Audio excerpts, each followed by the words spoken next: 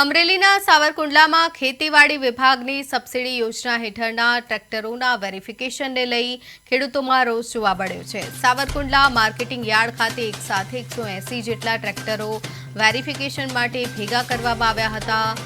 દૂરના ગામડાઓમાંથી ખેડૂતોને પોતાના ટ્રેક્ટરો લઈને સાવરકુંડલા આવવાની ફરજ પડી હોવાનો આક્ષેપ છે। ખેડૂતોનું કહેવું છે કે ખેતીની સિઝનમાં સમય અને ડીઝલ બગાડીને વેરિફિકેશન માટે ધક્કા ખાવા પડ્યા છે, જ્યારે ખેતીવાડી વિભાગે પૂરતો સ્ટાફ ન હોવાથી ખેડૂતોને એક જ સ્થળે બોલાવી વેરિફિકેશન કરવામાં આવ્યું હોવાનું જણાવ્યું છે। સરકારની સબસિડી યોજનાના વખાણ કરતા ખેડૂતો તંત્રની સામે નારાજગી વ્યક્ત કરી રહ્યા છે।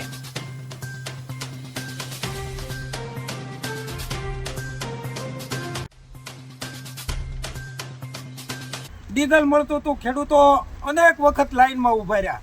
5 લાઈનમાં ઊભા રહી તો 5 લીટર ટ્રેક્ટર લઈને આવી તો ડીઝલ આપતા। હવે એ ડીઝલ 10 લીટર બાળીએ તો અમને 20-25 લીટર ડીઝલ આપતા હતા। આટલા ટ્રેક્ટરનું તમે ડીઝલ ગણો, આ તાલુકામાંથી બધા આવ્યા છે, કેટલો ડીઝલનો વ્યૂ બગડે। એક બધું ડીઝલની ત્રાણ છે, તો સરકારને આ બધું વિચારવું પડે કે આનો યોગ્ય નિર્ણય કરવો જોઈએ।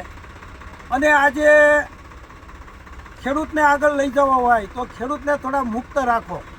જો તમારે સબસિડી બધી આપવી હોય તો દરેક ખેડૂતને આપો। અમે 5 વખત ફોર્મ ભર્યા છે અને એક વખત અમને તાર ફેન્સિંગની સબસિડી આપે, તાડપત્રીને આપે, અમને એમાં ને એમાં અમારો સમય બરબાદ કરે છે। એટલે સરકારને આ વિચારવાની જરૂર છે અને ખેડૂતને પણ આ માર્કેટિંગ યાર્ડ સાવરકુંડલા ખાતે સાહેબ, ખરેખર ગ્રામસેવક દ્વારા ખેતીવાડી વિભાગ દ્વારા ખેડૂતોના ઘરે જઈને વેરિફિકેશન કરવાનું હોય, આ એક સાથે ગામડેથી બોલાવે। એક તરફ પ્રધાનમંત્રી ડીઝલ બચાવવાની વાત કરે છે તો બીજી તરફ આ પેટ્રો હોય એવું લાગે છે। એનું કારણ એવું છે કે આપણી આગળ હાલમાં માનવબળ ખૂબ ઓછું છે અને એકી સાથે સમય મર્યાદામાં ચૂકવણું કરવાનું હોય અને અમારી આગળ તાલુકા અમલીકરણ સમિતિ પાસે એક સત્તા હોય છે કેમ્પ કરવાની, એટલે એના આધારે અમે કેમ્પના આયોજન કરીએ છીએ।